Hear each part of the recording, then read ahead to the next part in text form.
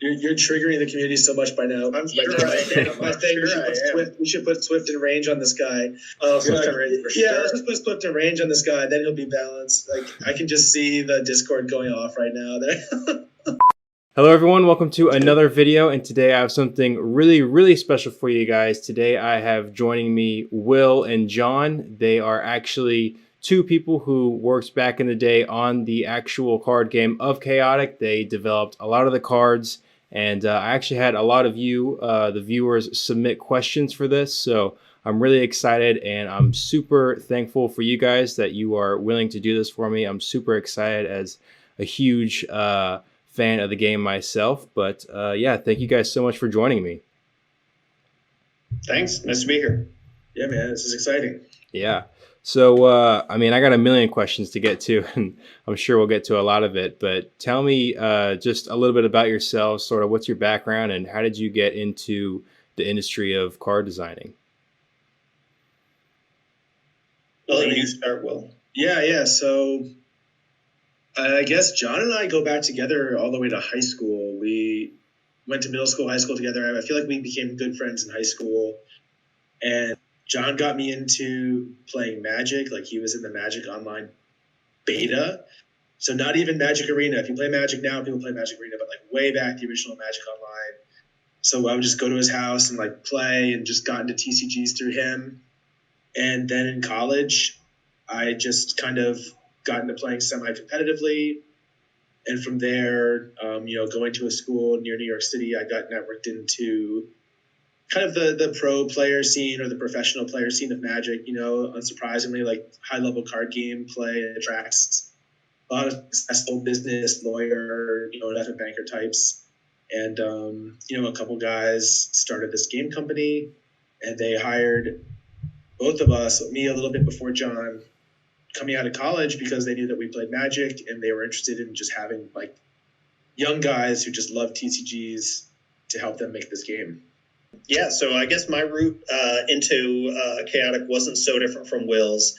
Will actually got me the job at Chaotic. I went to, obviously, high school with Will. We played a lot of Magic together. I never really got into the competitive tournament scene the way that Will did, but I've just always had a big passion for like games in general, but especially card games, because I really like how all the rules are on the card, right? So once you kind of know how to play the game, you can get all sorts of different cards and like add them into your experience, and you can have a really complicated, fun experience without having to memorize like sheets of rules and have like a huge binder like in D&D of like all the interactions that come up. Like all the rules are on the table as long as you get like the basics of it. Mm-hmm. And so yeah, I've been really into card games for a long time. Working at To Be Continued was kind of like a dream job for me. And yeah, it was really cool to work on a game that was as popular and fun as Chaotic, and really like a unique game, which I'm sure we'll get into later. But yeah, so that was sort of my route. That's cool. Yeah, I was gonna ask, sort of leading into that, what was your guys' initial thought or initial view of Chaotic once it was introduced to you? I know there's a lot of mechanics within Chaotic that are unique, and it's part of why a lot of people like myself love it. But yeah, what was your initial thought when you were sort of brought on board to develop the game? Do you want to go first, John? Sure, go for it.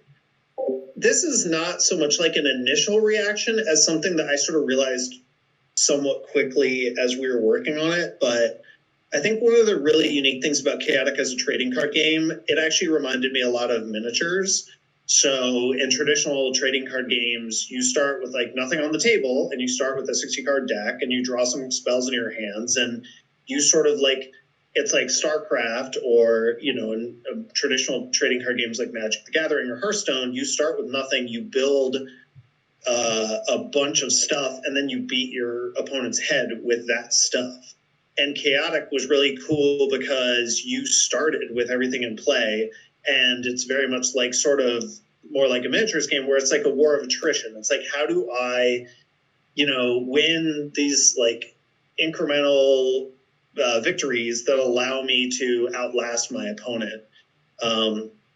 And obviously, one of the really cool things was there's a lot of ways to do that, right? Like with music and attack cards and creatures' abilities. There's just like so much there. So that was probably like the first thing that really struck me about the game that I thought was really special. That's cool. What about you, Will? I think my answer is really similar. I mean, I have not played any other game like Chaotic where you just start with everything in play from the beginning. And that led to a bunch of difficulties and challenges designing it for sure, because where other games you are designing around, the randomness of generating resources or the randomness of just drawing the most powerful card in your deck or building a combo engine. With Chaotic, if you have a combo deck, your combo deck is in play from the very first turn, right? And if your opponent can't interact with it, then there's nothing that they can do.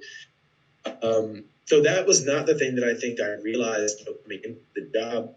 Like coming into it, I'm trying to think of like what my actual impression was. I think probably my initial impression was like, this is just a kid's game. We're a little bit older. I know a lot of the fan base probably encountered the game when they were in elementary school, middle school now. And coming into it, I didn't expect it to be a very deep game strategically. And I knew we had these ambitions of making a game that was going to have an organized play and a world champion and, this competitive online component. And I just expected it to be like, this is just some Saturday morning cartoon. I'm a Magic player. This game is just for kids, but very, very quickly when I came in and started playing and like learning all the systems, okay, there's a lot of strategic depth here. There's a lot we can do with this. And, working on it for as long as we did, it was like, we learned, we really mined the depths, like all for strategy thing. It definitely caught me by surprise, I would say, after the first month or so of like really working on it.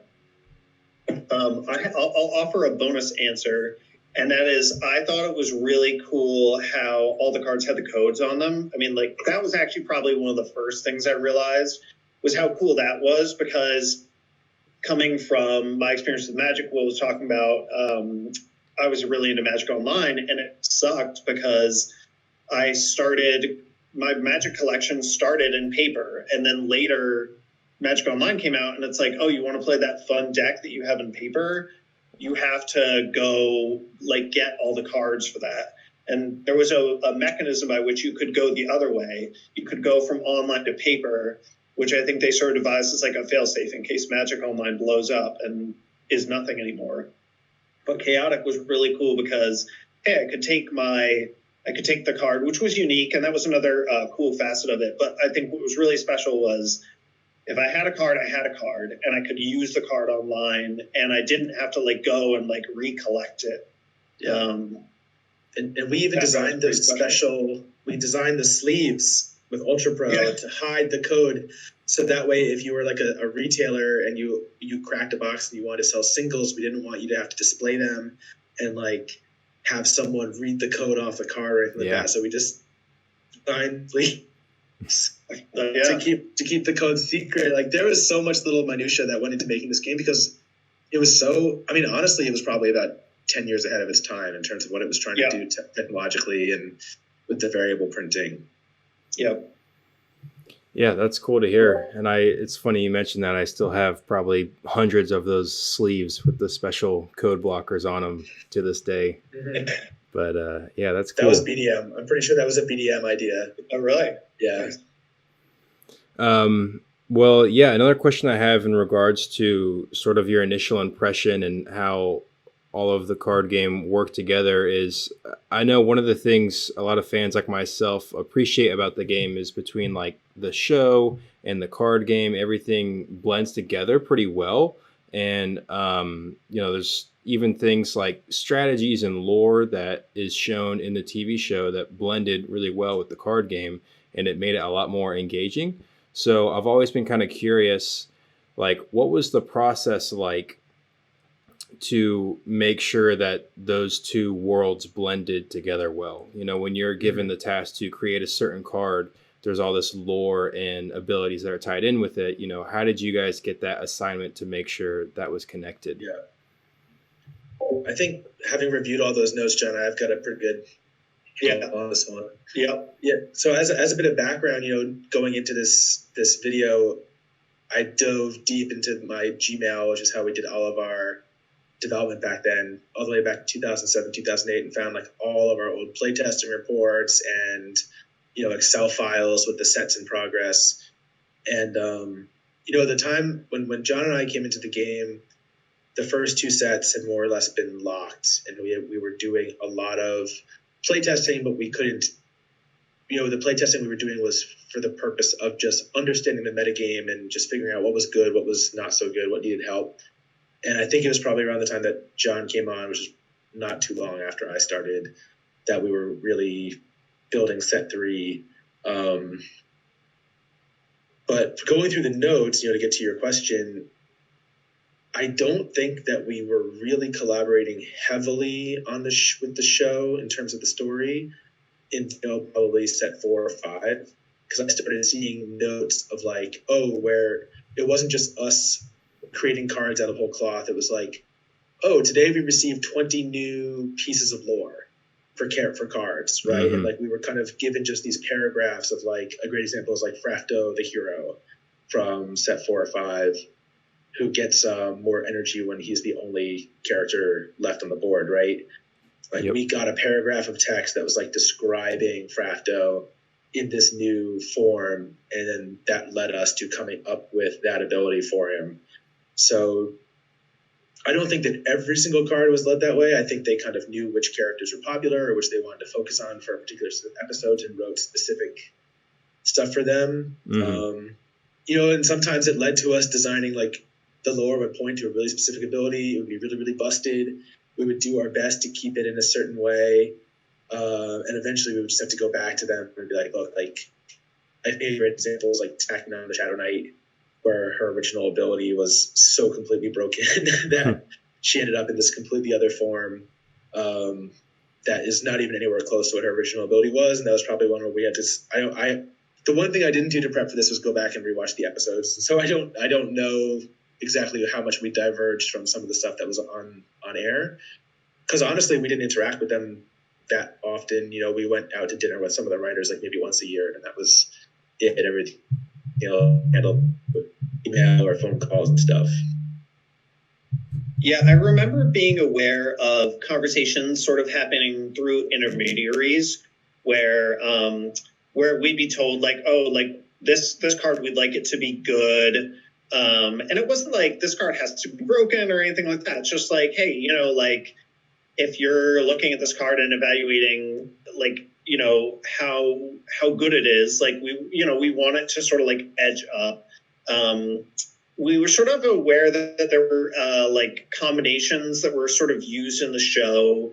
I remember sort of being aware of that. And there was a little bit of talk both ways, but it was at least what came down to Will and I think was probably like a little more informal, right? Like we weren't necessarily on calls where things were talked about, but like things would make their way to us, get like senses of things. But I think to their credit, I think this was smart. Like they really sort of let us do our job and balance the game to be fun. And I suspect I'd be shocked to learn that they never made any changes based on sort of like changes we made to the show. But hey, maybe they changed the emphasis of something, or they changed out a location where a battle takes place because we changed a creature that had outperformed power to outperform courage, or something like that. Yeah, I mean, sort of surprised to learn that didn't happen, but there was not a whole lot of. I was sort of aware it did happen, but less aware of it happening in front of my face. Yeah, I think one of the things that the show would do, and I can't cite any examples, but like when you're a game designer, you think about each tribe having its things it's good at and it's bad at, right? Mm-hmm. And so we had like the pie of abilities. Like Danians are air and speed with a minor in earth and courage, or something like that, right? Like they have their primary stats and their secondary stats, and we try to make sure that the tribes had this distribution like that. that was actually one of the things that we started trying to like formalize and correct coming off of sets 1 and 2. Was like, wow, there's a lot of creatures with fire 5, but like, where's the wind? Where's the air 5? Where's the earth 5? Like, so that was one of the very first things we went in and did was like, how come elements aren't as evenly distributed and elemental damage? So we never actually got to have a sit down with the writers and be like, hey, just so you know, Mepedians are this, like from a design standpoint. So every now and then you probably see a card that's like, why does that have such a high power for a Danian? Like that's weird, or high speed for a Danian is probably even a better example. And it might just be because we got a piece of lore that was like, this is a really speedy Danian. And we're like, okay, fine, whatever. We'll just give it 60 speed. Like, yes, that definitely happened. Yeah. Yeah, that's cool to hear. If anything, it sounds impressive that it worked together as well as it did, because I sort of, just looking at the cards and watching the show, assumed that you guys would get, like a full document full of like sort of mapping out every card. But if anything, just to hear that you guys sort of got pieces of information here and there about what cards should be, as a fan, it's cool to see how well it actually turned out in the end, because a lot of the pieces connect really well. That's cool. The sense that the people who did the first pass on a lot of the card designs, because I remember thinking when we started the sets, like some cards would be designed, or like there would be some sort of abilities in place, and some of that was like just Martin, who was the original creator of the game, I think. And I'm sure like various people sort of like up the food chain having like a fun idea for a card, and it was sort of like us to try and like play around with it and see if there was something there. But yeah, I mean, it wouldn't surprise me that a lot of those like card ideas and stuff like that came from the show people. We definitely would get ideas. Martin Ralph, who was the creator back in like Denmark or whichever, I forget which. Denmark's right. Yeah, I think it was Denmark. I think so. He would definitely be. I think we would like talk to him once every month or so. Probably not us. Probably our bosses talk to him. But I remember once I got in so much trouble because there was some card. I mean, I can talk about this now. 12 years later, but there was some card that he had submitted and he kept fighting for, and we had play tested with it, and we really hated it. And I went to the doctor, and I got like put to sleep for a procedure. And I woke up, and just to date myself, I woke up and I looked at my BlackBerry, because this is before the iPhone came out. I was coming out of anesthesia. I looked at my BlackBerry and I saw an email about this card, and I replied all. And I was like, why are we still talking about this card? This card is killed. And I like replied all back to Martin Ralph, like the creator of Chaotic, like telling him and then I got told by our bosses that I was no longer allowed to use my phone for email. I was like, it's like, those are the types of mistakes that you make when you're 23, Yeah. That's really funny. That's funny. Well, let me look at some other questions I have for you guys. Keep this moving along, because I know we got a lot to cover. But let's see. Let's go ahead and jump into maybe like the specifics of each set, and we don't have to talk about them for forever, but it would be interesting to hear if you guys have any memories as far as like each set, what went into it. So, as far as I understand, did you start on the Zenith of the Hive set, which was the second one, or do you remember which set you were brought on first to develop? The first one we designed and developed was Silent Sands, the third set. Gotcha. Right? Obviously we did a lot of play testing for set 2 and a lot of like beta testing of the online format, like the early build of the online platform. But it wouldn't surprise me that maybe we might have done some like last minute changes on set 2, like as like a final balance pass. But I agree with Will. I remember testing the heck out of Warbeast, that's for sure. Yeah. Yeah. Go ahead. Go finish the question. Sorry, man. Yeah, well, that kind of was going to be my question. Obviously, Silent Sands is a Mepedian heavy set, and it introduces Warbeast for the first time, which is a fan favorite, a really cool card. So yeah, I'd just be curious to hear if you guys remember what it was like to develop that set, and specifically the Warbeast, what it was like to make those cards. Do you want to go first, John? Yeah, I'll take a stab at it. I remember it really well. I feel like I actually remember Silent Sands perhaps the best of all the sets. because in the second set, the second block, they are like a little bit more similar in that like there's the new brainwashed folks or Marillion folks, and yeah, so Sam's really stuck out as being like kind of a different thing. And I remember spending a lot of time talking about like what the drawback for Warbeast should be, if I recall correctly. Like we tried a lot of different things.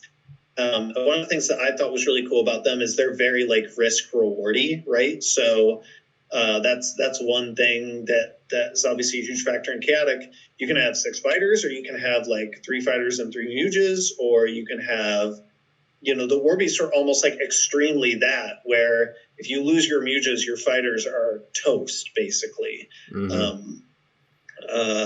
So yeah, I remember thinking they were really cool to delve like a little bit into card psychology.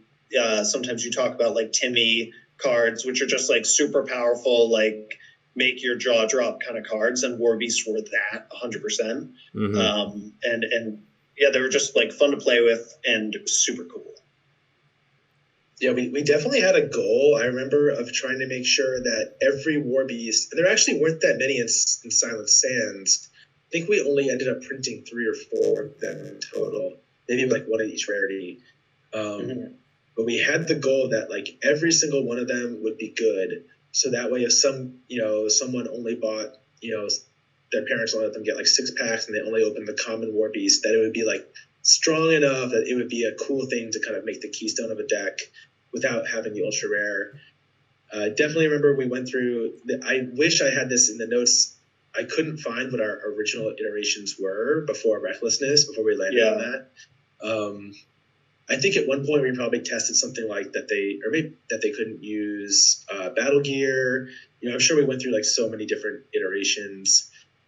I think there was a phase where they lost stats. Like their stats drained over time or something like that. I mean, I wouldn't be surprised. Like I definitely saw that we tested a lot of stuff, and I think the reason also, John, that you remember it so well is looking at the notes, I think we worked on the development of that set for almost 5 months, which is like way longer than the sets after that. And I would guess probably because, this is one of those things where it's like, I don't remember exactly when set 1 actually published and hit in paper for people to play with. So I think like we were designing set 3 before set 1 was probably printed. And there must have been this lag where it was like, all right, we're just waiting for the printing. We're waiting for the cards to get here. So we're just going to take more time in the set. For whatever reason, we ended up with a lot more time to design it and work on it. So I think that's why it stands out so well. Yeah. That's really cool to hear. Yeah, it's funny you say that you were unsure of like how to sort of nerf the Warbeasts or keep them balanced, because the Recklessness feature that you landed on seems so perfect that they're like this crazy overpowerful creature, but yet they're these beasts that are so powerful that they hurt themselves, and the conjurers that go along with them to sort of keep them tamed, if you will, was a really cool concept. So that's really cool to hear how you guys developed that. But yeah, moving on from that came the Beyond the Doors set, which was the first block in the Marillion Invasion series. Yeah, can you guys talk a little bit about what that was like? I'm assuming you got a lot from sort of the people in marketing or the TV show telling you, what this new set is like and this new tribe. Yeah, and obviously they have the brainwashing ability. That was a new function. Yeah, sort of how did all of that take place? Yeah, I mean, we didn't even have a name for the tribe. Jeez, my camera just keeps shifting my colors. You're good. It's so weird. We didn't even have a name for the tribe when we first started working on it. We just called them the Deep. And that was it. Yeah, it was like, okay, we got Deep maxxor, we got Deep Omar. We knew that we were going to have these, what ended up being brainwashed versions of the characters, but it just didn't even land, the name. I don't think they settled on it. And I'm sure there's like, when you're making a show, you've got lawyers involved, you have to figure out, can we trademark this? I'm sure there's like a lot of behind the scenes stuff of them trying to figure out what they're going to call this, they can own and protect, that we weren't even privy to at the time. But like, now, I'm more aware of it now as I've progressed in my career. But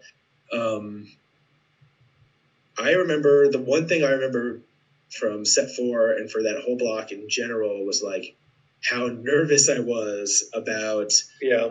And I guess actually the nervousness was mostly set 5, because set 5 is where we introduced the fluid morphers. Yep. But I think set 4, the nervousness was with complexity of like, wow, we're trying to fit 2 cards worth of card text now onto every creature. We're going to, with the goal of making sure that one or both of them was at least good somewhere. So you're kind of now doing double the play testing, right? It's like, and it was tough. I mean, it created, I think, this tension of like, do we spend a lot of time really developing both sides of this card? And we just say, you know what, this card has a brainwash ability, but we're just going to make the brainwash ability not as good. And that way people will really ignore that part of it. But for flavor reasons, it has it. Like, it was a lot of extra work for sure. Yeah. It was a lot of extra work, and Will's totally right. I remember that being a huge constraint. The card text was such a goal. And we did it on a character basis, which now looking back at it, I sort of wonder like why we didn't just have like card layouts that we could actually type up. Sort of the way I would think to do it these days, but yeah, it was really complex and really interesting, but also sort of like double the work. And Will was reminding me of this, but we spent a lot of time that might have otherwise gone into like a lot more play testing on these like deck designs, the new starter decks for set 2.1 is what we called it. And and that, like the goal was to make them all balanced. And so you're trying to like balance a set over here, and you're trying to balance the starter decks over here, and you're trying to like make, if you change one, you have to change the other, because that's just how it works.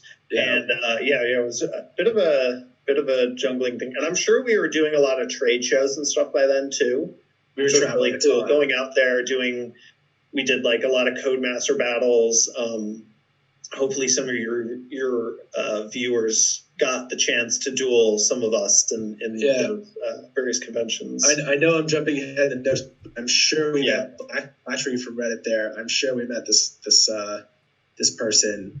They went to a bunch of different conventions, we were at all of them, functioning as Codemasters, taking challenges.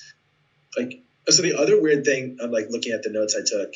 The other weird thing from set 4 was that at that point, the idea behind the Marillions were that they didn't use magic counters, right? So all the Marillions, like not the brainwash ones, but all the Marillions themselves, like had no magic counters, and then they had this ability that was like, if you're playing only Marillions, then they had these abilities that like you can discard a magic card from your hand to get an effect. And that was really, really, really difficult because when at that point we had probably been working on the game, playing the game for 4, 5, 6 months, and it probably wasn't until the end of Silent Sands development that we started really experimenting hardcore with like splashing off tribe music into decks and like using Heptet's Crown, finding ways to cheat really, really powerful music into a deck that doesn't seem like it should have it, right? And we were like, oh my God, like I think by the end of Silent Sands, our playtesting was really came down to, Lord Van Bloot and the reanimation card that's probably banned. You can tell us, right? I don't know if it's on the ban list or not, but the one that brings a creature back from the discard pile to play. So like music. They're gonna kill me for not remembering. It's an underworld music though that can bring a card back from the discard pile. I don't think it's banned. I think it's still active. Oh, okay. I mean, I guess there's counterplay to it, right? There's ways to remove things, but I know that by the end of Silent Sands, like we were playing the Danian music that can remove a creature from the discard pile in almost every deck because it was like the only way to interact with this really, really powerful thing. We were like, whoa, okay. Sure, you have these creatures with these stats, you have these battle gear, you've got like all these things you can do, but like we started to realize that what the game came down to was there were these inflection point battles that you were going to have where it was going to be like, I'm going all in on this, you know, you're going all in. It's like my Colmo versus your Lord Van Bloot. If I win this one, then I'm just going to bulldoze you for the rest of the game. And then the key thing you would leverage would be this diversity of music that you were bringing with you. And also, it's one of the few hidden resources you have in the game because so much is on the table from the beginning, right? You have your music cards, you have, your attack deck to some degree. So at this point, it was like, wow, how do we make these Marillions who have no music of their own, who are limited to just these activated abilities where you're discarding music cards, like, how do you compete with some really, really, really powerful effects? And honestly, I bet a lot of those cards aren't that good in retrospect. I mean, I don't think they actually did compete is my memory, but we tried our best. But it's a really fine line between like what's broken and what's not. And, discarding a music card doesn't cost music counters. It costs no resources, so it can't be that powerful if you just dump your hand and do it. So it was a very, very difficult design challenge on top of the brainwash stuff. Mm-hmm. Yeah, that's cool to hear. Something that just makes me think of hearing you guys describe all of this, like, was there a certain point for you where you kind of saw the potential that Chaotic had? I know you don't want to sound like you were bashing Chaotic, but like you said, your love was, Magic the Gathering, and that's what sort of brought you into TCGs and stuff like that. And at first you thought it was kind of maybe just this kid's game and this kid's show, but as you started working on it and making, these war beasts, and then you developed the second set with Marillions, and you travel and see how, the fans are reacting to it and stuff, like, was there a shifting point for you where you guys were like, oh, wow, this might actually be like really cool and have a lot of potential?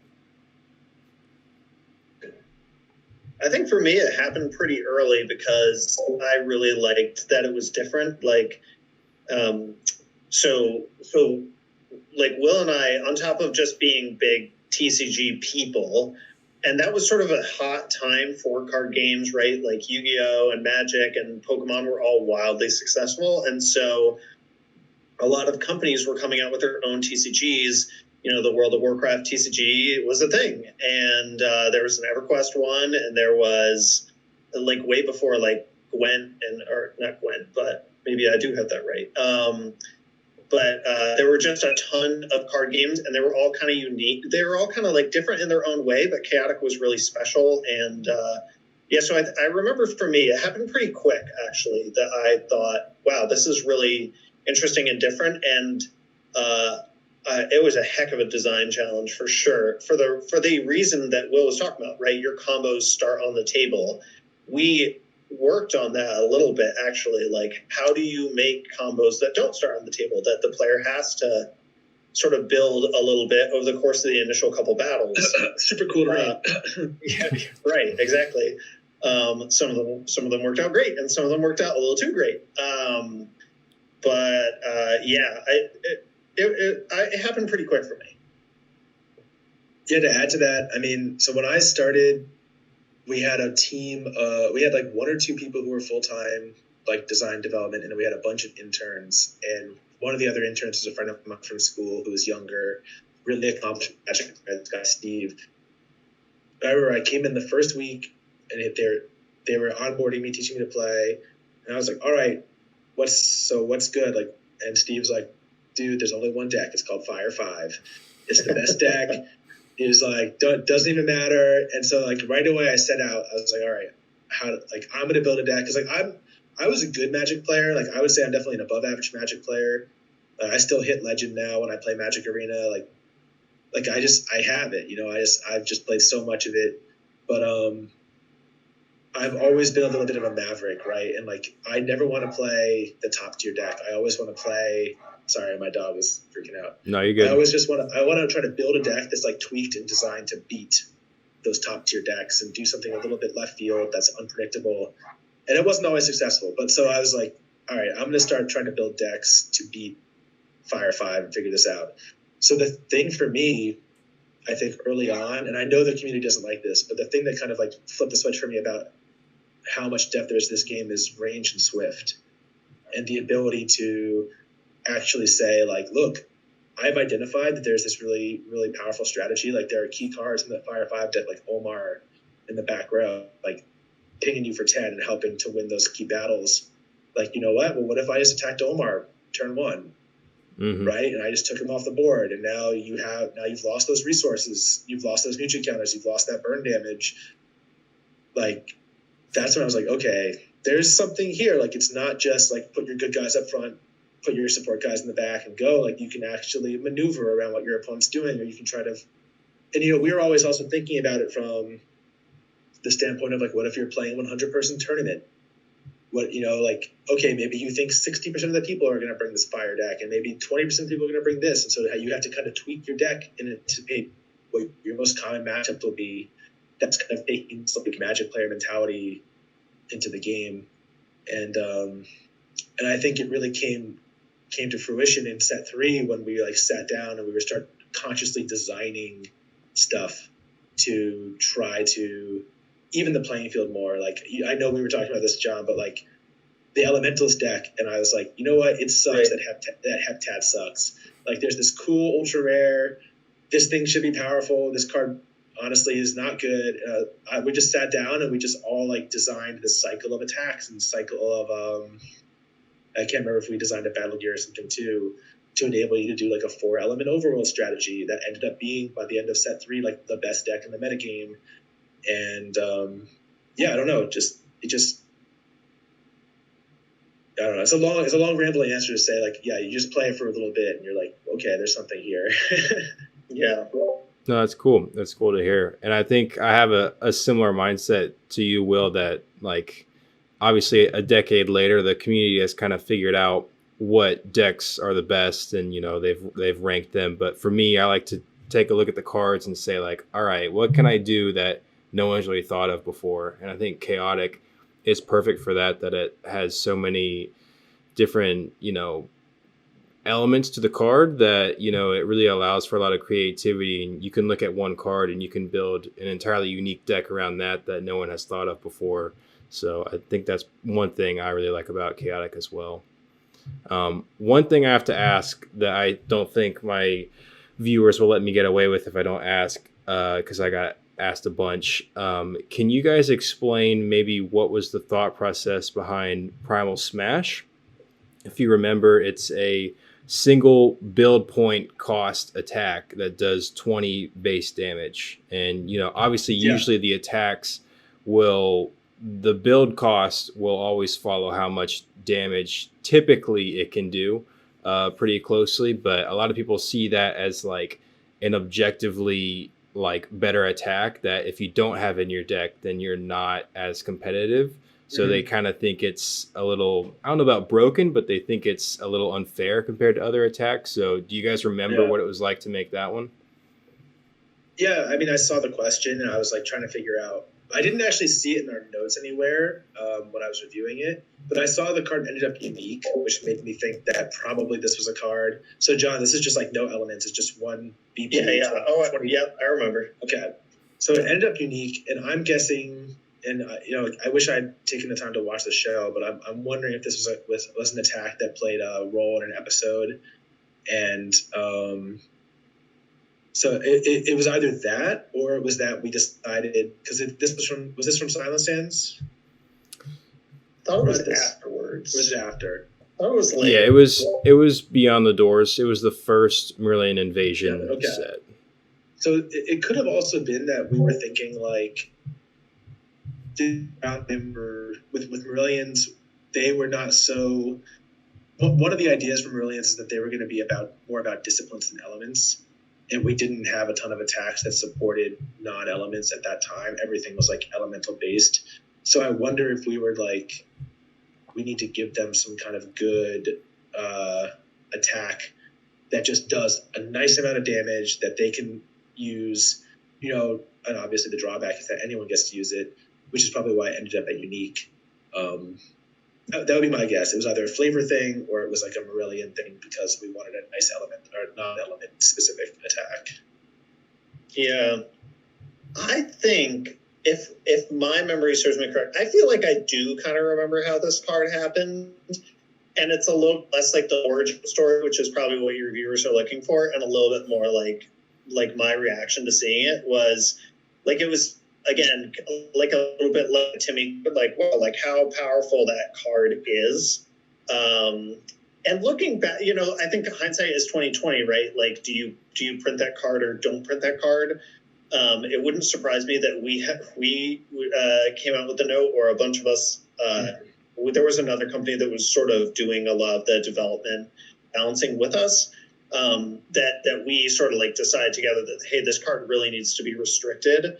But it sort of functioned as kind of something to excite players, and it's like, oh, like this thing exists, and now the community probably looks at it and has a very different view. But I think at the time, like, that was just seen as something like a little bit more exciting and a little bit less of like a game design liability. After all, it can't be like broken and take over a game. I think a very fair criticism of that card is, every card should be a decision, and if you have a decision whether or not to play that card, then is it fun? Is it an interesting decision? It's not. It's low opportunity cost. It's probably 5 attack too much. It looks like it did end up in ultra rare, so it must have been a card that was like designed to be a chase card to begin with. Another thing is that when we were designing the game, we very much thought, we're trying to think, not that we got there, but we were trying to think, 2, 3, 4 years down the line. And we definitely talked about doing rotation for this game. And for anyone who's not familiar, who doesn't play other TCGs, like Magic that have like 20 years worth of cards, if you just start playing now, you're not expected to go back 20 years and get all those old cards to compete. They have a format, the most widely played format, only uses the last 2 years of cards. So to some degree, in our minds, we were like, yeah, there's some really powerful cards in the first couple sets, and maybe a few powerful cards slip through in set 3, set 4. But in 5 years from now, when we're still making this game, those cards will rotate out, and those will just be like cool collector cards for people who want to play a format that uses all 10 years of cards, and then it'll be these really crazy powerful decks, and then we could have a ban list if we need to, or further restrict cards. But at the time, we were doing our best and doing things like making the card unique, right? So it wasn't an automatic 2 of in every single deck like that. Gotcha. Yeah, that's cool to hear. Moving on to the Rise of the Oligarch set, which followed the Beyond the Doors set. One of the coolest cards, obviously, from that set is Ani the Oligarch, the leader of the Marillions. I didn't know if you guys remembered what it was like to design that card, especially with him being the only double-sided card within Chaotic. If you guys can talk about your process making that card. I'm going to look it up really quick. Yeah, go for it. So while John's looking it up, I'll say spelled. Sorry. It's AA''UNE. Okay. I think we called it Aoun. We called it Aoun. Aoun, yeah. Because none of the spellings were finalized when we were working on the cards. But I'll say that an interesting fact about this is that when we first started working on it, it was not a 2-sided card. I think that we didn't know, or it hadn't even been hypothesized that would be possible with the printing process. Oh, there goes John. That's all good.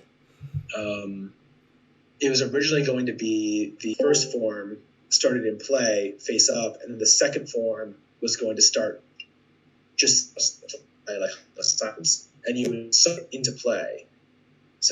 And we ended up moving away from that because we thought it would feel really bad to like open up one card at like ultra rare and then not have the other accompanying card. And eventually it worked out that we could do a 2-sided printing, and then you just got both sides of the combo. Or, not the whole combo. You need the attack and the music and the battle gear, but that way at least you could get the creature and you have that part all in one card. Gotcha. That's cool. So John, this is the Exodia. This is like I do sort of I remember this concept. I don't remember the card at all, actually. Well, probably because we had a really hard time making it good. Yeah, we had a really, really hard time. The goal was to make it like that you would flipper in 20% of the games. What the idea was never to make it super super competitive, like game breaking. It was supposed to be this. John's been talking about Timmy cards. This is supposed to be a Johnny card. Yeah. This was supposed to be like a from a psychographic standpoint, like the type of player who likes to win but loves to win in an unexpected way. Mm-hmm. Like doesn't even care if they lose if they get to like get 80% of the way there in their combo and almost to the thing they wanted to do. So this was very much a card for that type of player. And I know we tried a bunch of different things. Like for the longest time, we just had the backside of the card saying you win, because we knew we were going to make it powerful enough that you would win, but we didn't know exactly what it meant. And like we went through all these different iterations of like discard a magic card, make your opponent sacrifice a creature, just giving it like 200 of every stat. Like we had all these different ideas. I don't even remember where we ended up on it, but I'd actually be interested to hear, like, do people just like the card for flavor, or has it found a home, or is it just like this cool oddity because it's two-sided? Well, from a collector standpoint, people still obviously really like it because it's so unique. But I don't know exactly. I just sort of read the message boards whenever people post. But I think for a long time it was viewed as a little too difficult to flip to be in the meta. But recently, like honestly, within like the past year, people have been like finding success with it, maybe a little more, especially with chaotic recode. Now that we can play online again, people can test it more. So I think people are starting to slowly like it more and more over time. But it's funny that you mentioned that you guys sort of had a name for people who it wasn't so much about winning. It was like winning in a cool way, because my dad, he makes toys and board games, but sort of like, like family board games and stuff like that. And he always has me like play test games with him. The whole family, we have to play test before he produces anything. And every time I tell him, like, I just want the golden snitch. That's what I call it, like from Harry Potter, where like I just want to chase the one thing that if I can catch it, that means I win the game.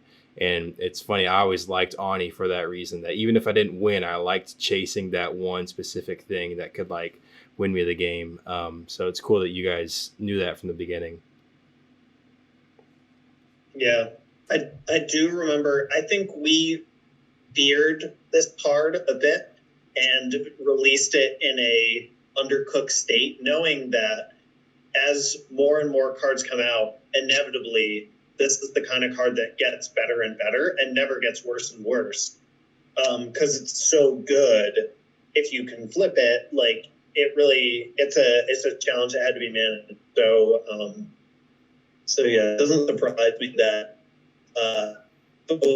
people initially thought it was weak, and then people have sort of since realized it was powerful. I don't think we thought it was powerful and like a meta-defining deck at all.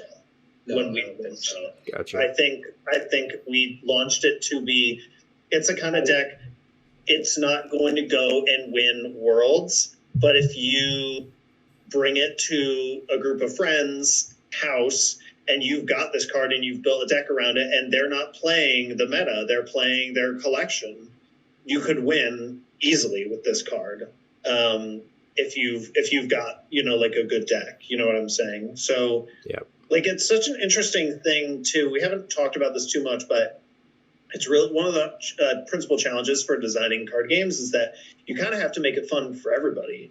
There are going to be a lot of people who have all the cards. They've just got, like, full sets, and it's basically like they can just make whatever deck they want. And then there's tons of people who, like, are, like really saving to collect, like, a deck, or enhance a star deck, and they're just working off of that. They've been working off it for 3 years now, and then obviously everyone in between. And you're trying to make an experience that's fun for all of them. We were certainly a little bit more focused on that top end and making sure that, like, at a high level, the play was fun and engaging. But we also spent a lot of time thinking about, especially with the commons and uncommons. I remember thinking a lot of times it's like, okay, here's a card that's pretty good if you don't have maxxor, if you don't have chaor, like this card is a pretty decent substitute at a really low rarity. So you can sort of assemble a deck or build a slightly different deck that's based around courage instead of earth or something like that, with collection. Yeah, that's cool to hear. I know I myself was definitely one of those kids that, couldn't buy tons of booster boxes and stuff like that. I would get, a pack a week if I was lucky, but still I always felt chaotic was balanced enough that I had a shot, even if I was just playing with commons and uncommons, I could still have a fair shot. So that's cool to hear. Yeah, moving on to the next set, which was Turn of the Tide. Lots of cards in there that obviously are powerful, but some that would be called controversial as well. First one that comes to mind, I know, Will, you and I had mentioned this before, but is the Lord Van Bloot Servant of Ani card that I believe it says that if the opposing creature has less than 65 courage, then that creature loses all elements and it can't gain them. So some people, there's mixed reviews on it. Some people think it's too powerful. Some people think it's not, but I'm curious to hear what you guys have to say about the development of that and your response to the people who think that it might be, overpowered. Yeah, I mean, I guess my response is if people think it's overpowered, it probably is.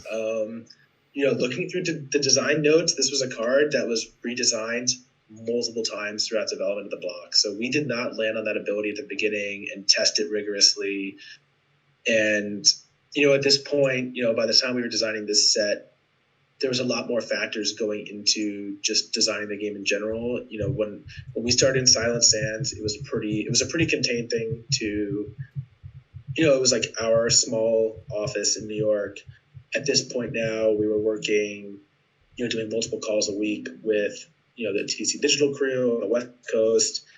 They were having a voice in development as well. We were also being really, really mindful of the coding burden of introducing new cards. And we would have the coding team, they would actually audit the spreadsheet of cards and tell us if this is a 1 to a 5 point coding burden. And if we introduced cards with too many new abilities, they just knew that they wouldn't be able to ship the set online in time, right? So actually, as a side note, we can come back to this after Lord Van Bloot, but there's a couple really interesting mechanics that ended up getting killed, I think, for that reason from this set. But Lord Van Bloot, I have in a tab here the original version of Lord Van Bloot, so you can see where he started. Courage 85, power 125, wisdom 90, speed 65. With activated ability, 1 meet your counter. Lord Van Bloot can play its abilities as though you controlled a chieftain. Brainwashed ability, Earth 5, outperform power 5, reflexes 5. And Lord Van Bloot loses 5 energy for each minion adjacent to it, with 2 meet your counters, 95 energy. So he started out very much as a brawler, right? Just kind of high energy, Earth 5, outperform power, just put me in a brainwash deck, put me on the front line. And I wish I knew, again, we did design this game so long ago.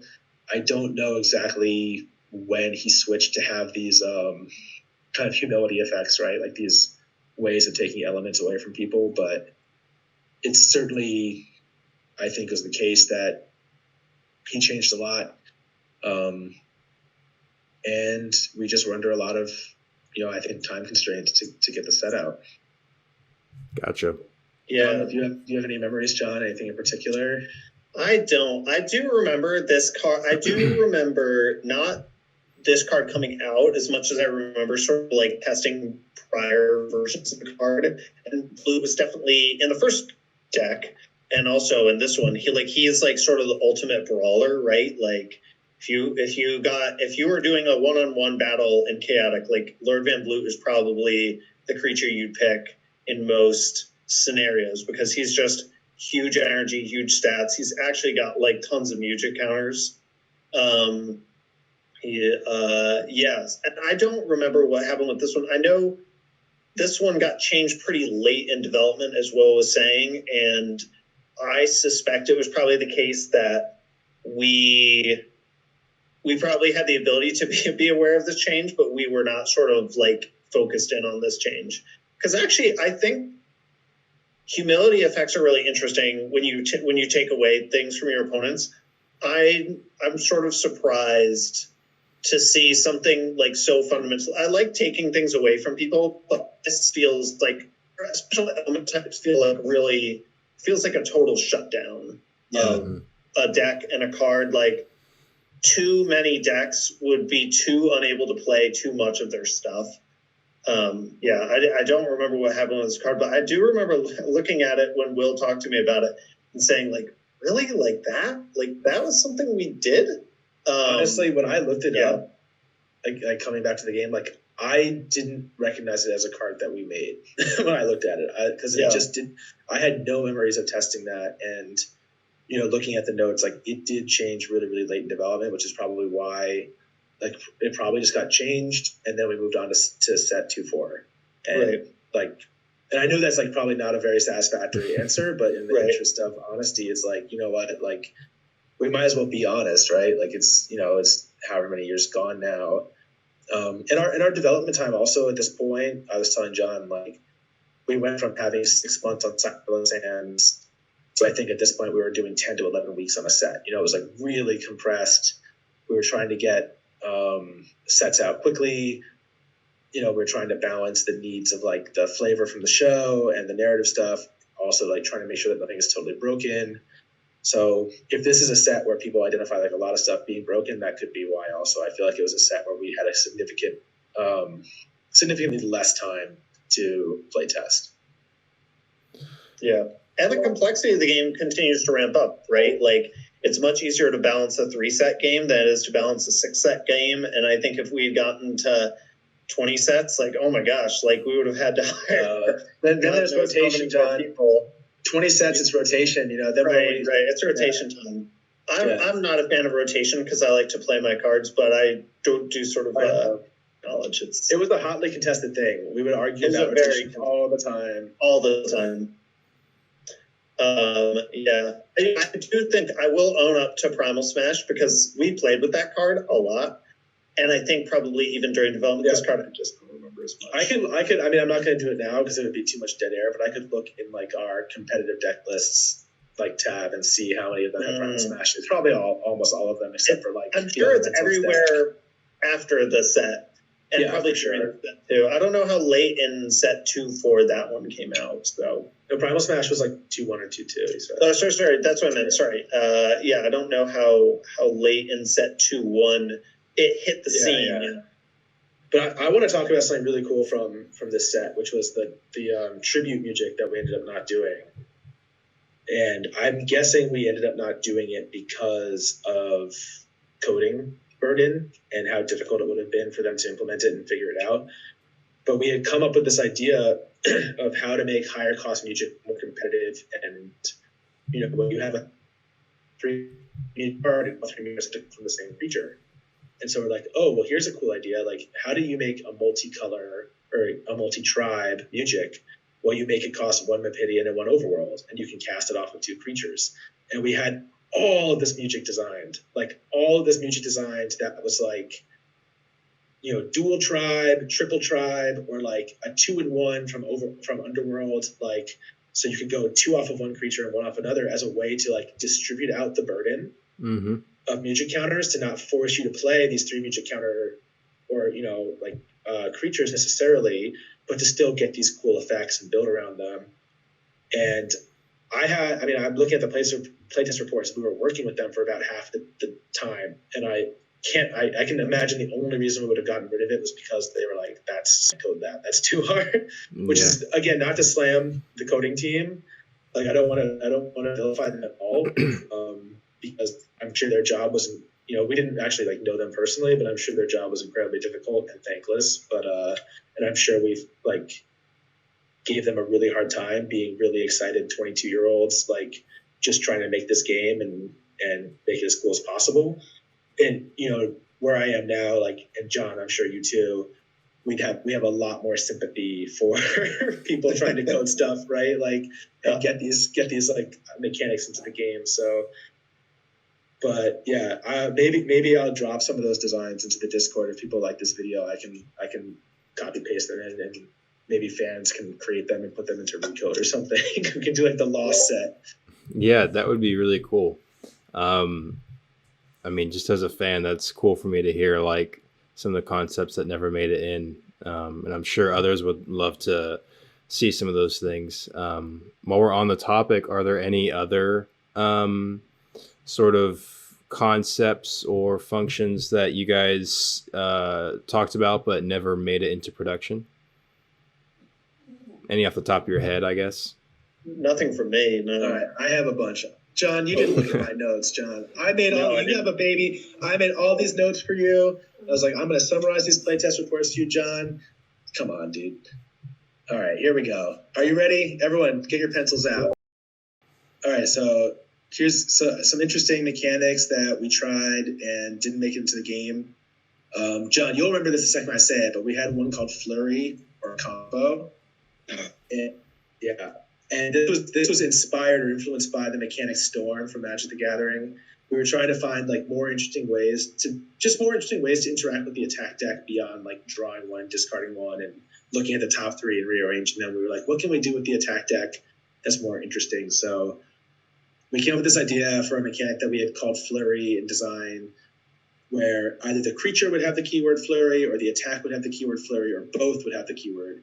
We were trying to figure out the balancing act, but the idea would be is like if you played a water attack with Flurry, reveal the top three cards of your deck, and then for everyone that had water in it, you could then like add 5 damage to your attack, and then send them all to the bottom of the deck or to the discard pile. So the idea would be to like build these decks that you got to reveal all these cards and have these big moments, like big dramatic moments of like, all right, you're at 30 energy. I'm playing my Flurry card. If I hit 4 water attacks in a row, I'm knocking you out, unless you like make my attack do 0 with a Mujic. But in trying to balance it, though, it was really difficult because of just how linear attack decks ended up being, right? And this is, John, we were talking about this too, of like just how fundamentally difficult it is to design around the attack deck in particular, because with every set that came out, you had more redundancy across the battle point levels, right? Like every set's going to have another water 5 attack at 1 and another, water 10 attack at 2. And you just had too much redundancy. So we got really, really worried that like you were just going to play a Flurry card. You were always going to hit every single time, every single flip you had. And then we just tried changing the power level around. We tried like making a water attack that flurried for non-water. And we just went through all these iterations and we never found one that felt good and rewarding. But it was a cool idea for sure. Yeah. Yeah, that sounds cool. I haven't played much of Magic, so I don't know about that. I forget what you called the concept, but it's cool to hear about, and I can see how it probably would be challenging because, Chaotic definitely rewards you for having a really similar attack deck. So I could see how you would pull easily, 4 water attacks in a row or something like that. But it's cool to hear about. And I think anything like that, even after this interview, if you could share, I know the community would love to hear about it. For sure. I have a lot of them, but I know we're already like at an hour, so I'll let us move on. No, you're good. Yeah, we'll go on to the next set, which was Forged Unity, which was the last one in the Marillion Invasion block. And 2 notable cards from that one are the new chaor and maxxor cards. It's chaor the Fierce, who had Fire 10 and was like a really good brawler. And then maxxor Protector of Param, who had an ability that every time damage was dealt to him, he dealt an additional 5 attack damage with his next attack. So 2 really cool, obviously powerful cards. Yeah, I'm just curious if you guys remember what it was like to design those. Even from the lore perspective, if the people from the TV writers, if they shared any information with you about those cards specifically and how they came to be. John, any memories? I'm gonna let you take a stab. I do remember testing a lot with Chaor the Fierce, but So my memory from a flavor standpoint was like this set, and I think the one before it. It was supposed to be like thematically, like all the tribes have their issues with each other. They're like come together to unite, as the set was, I guess, called, against the Myrmidons, right? Which is why we started making like more incentives to create multi-tribal cards. That's where also the tribute music was going to come into play, right? Like, well, if you're going to have these multi-tribe armies, then you should have multi-tribe music. It just makes sense, right? I think that in this set is when we also stopped working on the game, because I have very few playtest reports from it. I think at some point during this set is when To Be Continued was discontinued, and development was like, I think, entirely TC Digital at that point. So a lot of the cards I don't really remember that much. But if you remember, John, definitely talk about it. I don't. Yeah, I will say I don't remember Fire 10. I was sort of surprised to see that. I remember playing with the card slot and it being like basically just a straight up substitute in kind of like the new red deck is what a lot of times we called the sort of like standard underworld deck, which as Will was saying, when we came in, it was like the deck. It was basically like the only deck as far as I was aware. And we sort of built out around it. And so I remember testing like a card called Chaor the Fierce in those decks. I remember thinking that this set was like really cool from like a flavor perspective, and I like the story and everything, but like multi-tribe strategies were really interesting to me because it really, you've got your individual tribes, then you've got these loyal people who can be used. They're designed to be really good to compete with the new multi-deck strategies that are now enabled by all the tribes coming together. And so my intuition is that those cards were sort of printed to be powerful because that we felt that and again, like as I was saying, I don't remember the specifics of like exactly how much work we did, but I remember thinking like, okay, we've got some really powerful loyal cards in the set potentially to balance out all the new interaction that was previously like not nearly as fruitful as because I think it was technically possible to play like a mix of overworld and gaming cards going back really far, but there was just so little there to play with that those decks were always in effect like at a huge disadvantage. I think primarily because of the music deck, I would imagine. I think a lot of our good decks in development that were multi-tribal, especially from like set 3, set 4 era, were multi-tribal, and they revolved around having exactly one fighter and then like 5 muges that you would sacrifice or do something weird with, who were just there for utility. Because the more you spread out your tribes, the more, and you have like, if you have 4 different tribal fighters, you're kind of going to have an attack deck playing them 4 weapons, right? So you need to have an attack deck that aligns with your fighters. And probably by set 2.4, it was a lot easier because now we have 7 sets worth of attacks. So we definitely consciously designed more multi-element attacks and stuff too. So I'm sure it was a lot easier to build, like having 1 Nepedian fighter, 1 overworld fighter, 1 underworld fighter, and 3 support. But prior to that, it was like basically just like Colmo and Muges, and you would build a Colmo attack deck and then a whole bunch of support to burn or a Frafto. Those are the 2 decks that I found that were like mixed. Maybe the Super Cold Rain deck was mixed. I'd have to go look and see. I could see that being mixed too. Right. Yeah, well, that's cool to hear. And I know, for myself, like I was saying earlier, I like to find unique decks that people wouldn't think of. It's really interesting for me to hear how you guys develop these because, I didn't know if you always had the intent behind creating certain cards, but I would love to look at cards and say, like, I don't know if this is how they designed it, but I want to put it in this multi-tribe deck and have cards from different tribes that end up complementing each other, even before the Forged Unity set came out. Specifically with Mugix, I would like to find, I really like this Mugix ability, but it's, Mepedian Mugic, and I'm running an Underworld deck. So, how can I blend these two so that way I can still have that ability? So it's cool to hear about how you guys did that for sure. There's no problem that Heptad's Crown can't answer. Exactly. Just put Heptad's Crown in there, you're set. Yeah, there's always that option too. Yeah, so you said that was the last set that you guys worked on. The only set that came out after that was Alliances Unraveled, and in the Secrets of the Lost City block. And there's one card in particular that I want to ask you guys about because it's one that people probably say is even more unbalanced or overpowered, even more than Lord Van Bloot, Servant of Ani, which is Zamoul. So I know you guys didn't develop that card, but I'm curious what your take is on it. If you would sort of agree with the community that maybe that card pushed its abilities too far, or what you'd have to say. I believe it basically shuts down the opposing player's ability to play music or abilities, if you want to look that up. Yeah. Or if you remember it. So John, this card is like Dranaka's Threshold on a creature. Right, yeah. It's also which is actually, you haven't asked us what our favorite card was.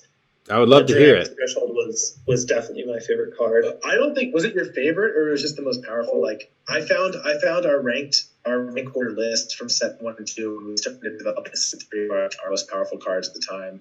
And Dranaka's Threshold was the number 1 most powerful card we had rated from set 2.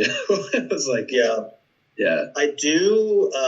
So the interesting thing about Dranaka's Threshold is because it's a location, it's like constrained by nature. And I think we did have a little bit of location manipulation, but there was a lot less of it than other card types. And so that was one of the things, like Dranaka's Threshold was like, when you went into a battle, and this is going aside, when you went to a battle, it was sort of like, first of all, it might not be your location, or it might be your location. And then second of all, like there's still like an element of chance and like which one comes up in the vast majority of circumstances. Like, again, I'm not aware of a ton of location manipulation effects out there. There's a little bit. There's like some magic and some battle gear, but that's about it. But so you basically, I mean, it was basically like a huge wild card that you had to deal with. And, I think one of the fun challenges with card games is finding that like right level of randomness, and locations, I think, did a really good job of it in that it's a thing that's like very fundamental to the game that has these random impacts, somewhat semi-random impacts on the game. Obviously you plan to put them in, and they can really change a battle that all of a sudden goes from like, oh, my chaor is attacking your whoever, and all of a sudden I thought I was going to like blow you out, and all of a sudden Dranaka's Threshold comes up, and I'm now the one that has to scramble to like find a way to save chaors. Yeah. Which I suppose impossible with Dranaka's Threshold, but I remember, so I agree with you. I like the idea of locations and the randomness, and like I think you actually flip the location before you initiate your attacks. So you get to know which so okay, it's Dranaka's Threshold, and you can plan for it to some extent. I hated Dranaka's Threshold when we tested because the Lord Van Bloot Underworld deck was the most powerful deck. Every time, this is in set 3, every time we would build a deck, so the Lord Van Bloot, the reanimation spell aside, it just had overstated creatures compared to everything else, and a more just well-defined attack deck. Like everything about it was just like a standard deviation above everything else. So yeah, but it was all Underworld.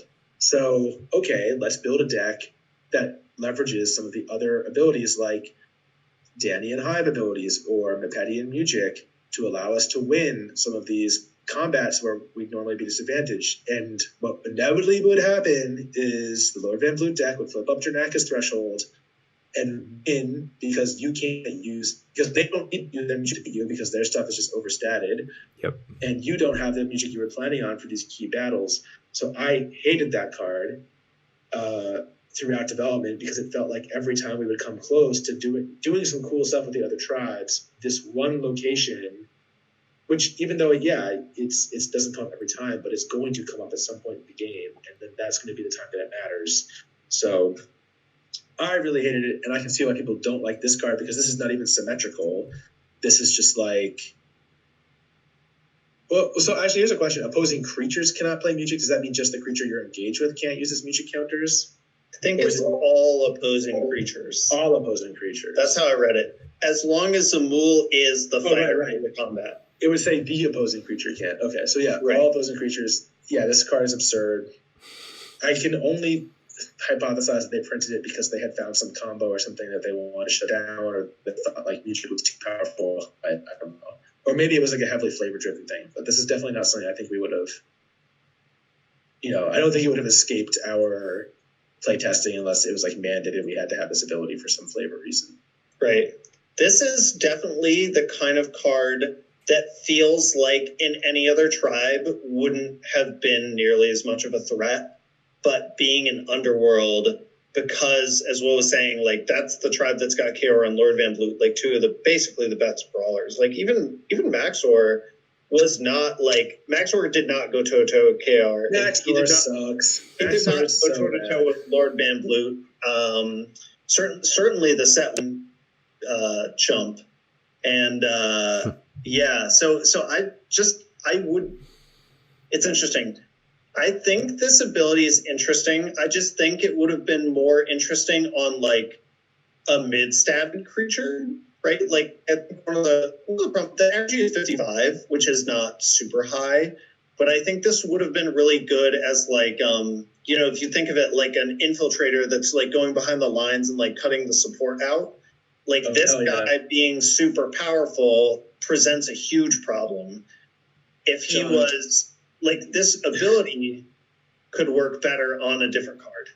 You're triggering the community so much by now. I'm sure I am. We should put Swift in range on this guy. Oh, Swift in range for sure. Yeah, let's just put Swift in range on this guy. Then he'll be balanced. Like I can just see the Discord going off right now. There. That's funny. Yep. Well, it's really interesting to hear that you guys relatively agree that it may be a bit too much for that card, especially. What was I going to ask? Oh yeah, while we were on the topic, I never did get to ask you guys, even though we touched on Draconis Threshold. But what are your favorite cards? If you just not even necessarily most powerful, but if you had to say like these cards just were special to me, could be one or multiple that you guys just really loved while you were developing them. I took on a task at some point to try and make Danians good, because I think of all the tribes, Danians, and I hope that your community doesn't correct me on this with some like totally broken deck I'm unaware of, but like I think we basically never got Danians to work, and it was partly because all the meta decks are running that graveyard removal spell to deal with Lord Van Bloot, and that shut down like so many of the really powerful Danian strategies. I remember spending a lot of times with like Mandiblores specifically, and like a lot of Mandiblores growing in power. So at the risk of not picking like the card that 10 years ago I would have picked, I'm going to say Whamma. Strike me as an interesting card in that. So Whamma is when a Mandiblore comes into play from a discard pile, he gains a music counter, and infected creatures do not reveal battle gear at the beginning of combat. I think obviously battle gear were really powerful. A lot of decks relied on their battle gear. Having a deck that has an ability to deal with some of that is interesting. And the other one I had picked out was Elhad. When Elhad is in your discard pile of Mandiblores you control, again outperform Courage 5. So again, this thing dies to cards that deal with cards in the graveyard. But I always thought that was cool design space, and yeah, that's totally cool. What about you, Will? The Danians were such an amazing design challenge, and they were so hard. And the problem was that I found in notes like multiple times we had created infinite combos of them that we ended up making things unique or changing, because again you get to start with all your creatures in play, so you either go off or you don't. My favorite stuff for sure was like my favorite card, and the reason I was saying like we pushed to make him good was Heptad. Like I just thought that card was so cool. I liked the idea of making a multi-element deck and making it work, and to the point where we ended up designing like all those attacks and stuff in set 3 to make it viable. And it was also super interesting because for the longest time, the elementalist decks, the 4-element elementalist decks, were the only attack decks that we made in any of our gauntlet decks that had anything above a 2 BP cost attack in them. And I thought that was so cool, like that we had found a way to kind of get around this paradigm of like having 6 2s, 8 1s, and 6 0s. At the time, that was it, and then that just got even flatter by the end of it. I think by set probably 5 or 6, it was like it went from a 6-8-6 down to like a 4-10, 4 or 4-12, 4 or whatever. Like because the ones just you wanted more consistency, and this is the one deck that actually like used a 3. And I even built like a meme version that played Armageddon for like my Codemaster deck when I would go to conventions.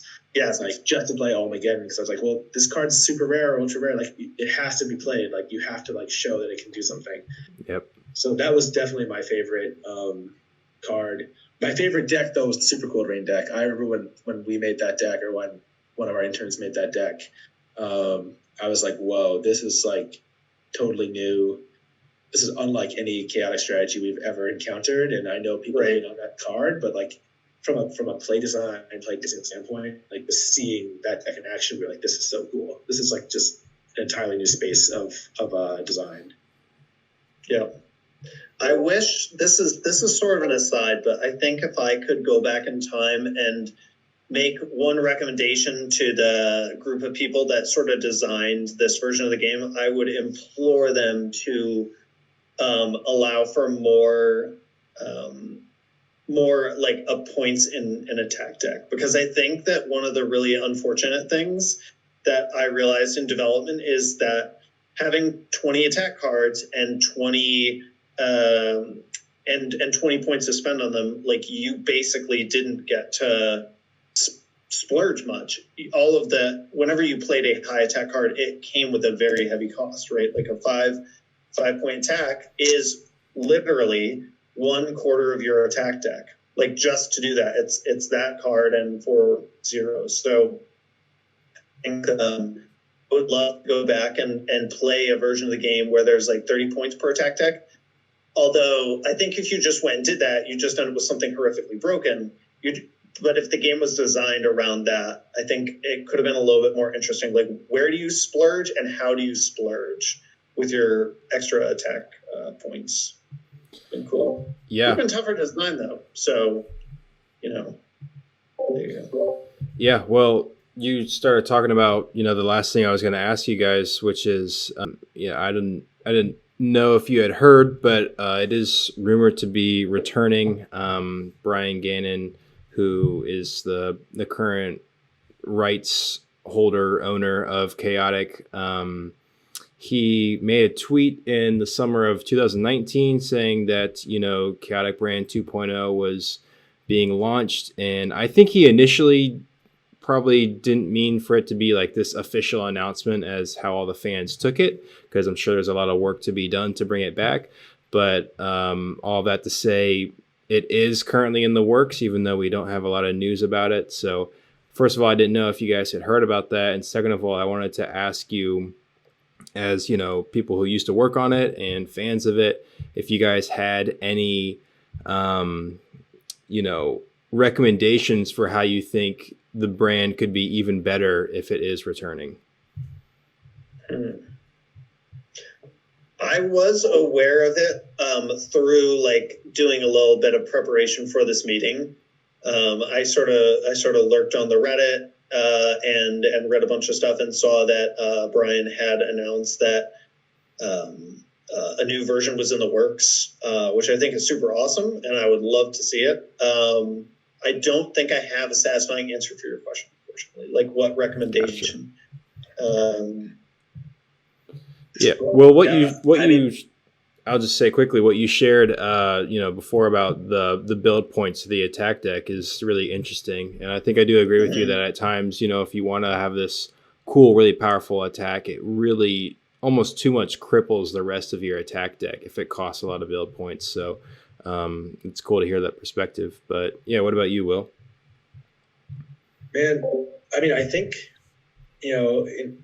if everything works out for them and they can revive the brand and bring the game back in some form, I think, my recommendation would be like, one, like take your time on it, like don't rush it out, and two, like make sure you've got a really like A+ coding team in play, because card games are really, really hard to make digitally, and this is a game that, with all the variable stats, this is a game that's like really burdensome to track when you play in paper.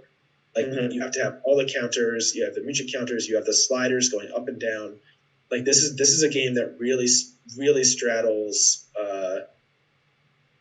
It really puts you at your limit for what you can track in paper, and it really is ideally like a digital. I mean, I know that people probably won't want to hear this, but like it's ideally a digital only game, like because of how complex it is to do all this stuff. Like if your elbow nudges the thing, and now it's like now there's going to be disputes over like what was your courage at? No way, I played this like there's just like a lot of procedural issues with playing the game in paper, and if they're going to bring it back, like make sure the online client is like sick. Make sure that there's not an issue doing cool stuff with the design space that's going to be limited by the coders, those stupid coders.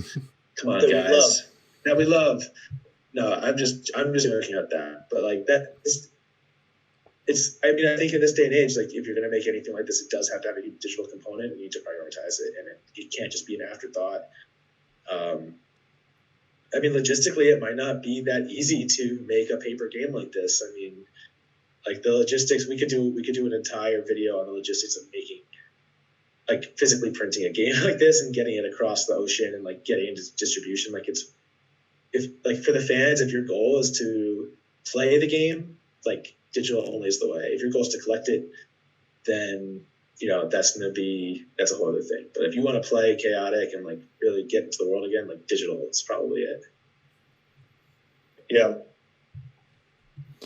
Yeah. Well, I think you guys said it earlier that chaotic was probably 10 years ahead of its time. So if it does find its way back, obviously we're in a digital world these days, and I think chaotic was, like you said, designed to be digital first and foremost. So, I think if it does come back, the timing is perfect for it. But yeah, I'm probably gonna leave it at that because we've talked for about an hour and a half now. But I thank you guys a ton for being willing to do this. Before we head out, I wanted to ask if there's anything you wanted to plug, just for being so kind to take the time to do this. Anything you want to shout out? Any plugs, John? What's HBO working on these days, Will? Actually, go ahead. Why are you doing my plugs for me? Plug yourself. I don't know. So I now work at coolmathgames.com, where I do like all the game curation and stuff like that. So obviously that's a really cool site. I think a lot of your viewers have probably heard of it one way or another. But yeah. That's all I just want to say that 2 days ago I was talking to a coworker about Cool Math Games and how awesome it was. So that's super cool and coincidental that you work there. But that's awesome, man. Yeah. Will? Cool, and I guess I'll plug Game of Thrones. It's a small little fantasy show. Maybe you've heard of it. Yeah, I work at HBO on the licensing team, so that's how I'm still in games these days. I oversee all the digital licensing for Game of Thrones, so any video game, and then prior to that, I was like doing a bunch of other stuff, like all the Funkos and stuff like that. But right now it's primarily the digital stuff. So if you play any Game of Thrones games and you love them, tell me. If you don't, shut up. I don't want to hear about it if you don't like it. That's super cool, man. I am a massive fan of Game of Thrones. I had no idea you worked at HBO, so that's super cool, man. Yeah, man, look at the places Canada get to. Right, exactly. Yeah, that's cool. With games on HBO. Yeah. I mean, we had one member of the chaotic team, original chaotic team, went on to work at Wizards of the Coast, not doing Magic, but working on like Transformers and some of their other games. A couple of them are in finance or something stupid like that. And then also one of them, the guy Steve, who I mentioned earlier in the show. Oh yeah.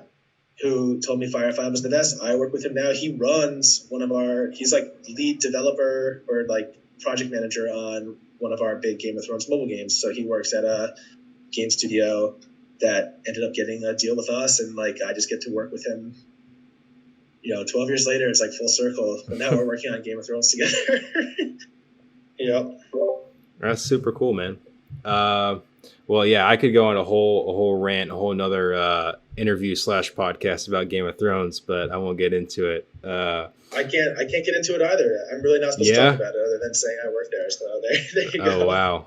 Well, yeah, I guess we won't even try then. But yeah, thank you both so much for being willing to do this. It was super awesome. I know, especially for us chaotic fans, we haven't had much to entertain us in the past decade because we've been holding on to this dead card game for a long time. So I'm super appreciative that you guys were willing to do this. I know the viewers are probably going to love it. So thank you a ton. And maybe we'll do this again sometime. Yeah, and I'll be in the Discord. I'm blockchain he him in the Discord. So if you want to like shoot me questions, I'm happy to like share some more stuff. I only got about halfway through my notes, so plenty of details and stuff to drop to anyone who's interested.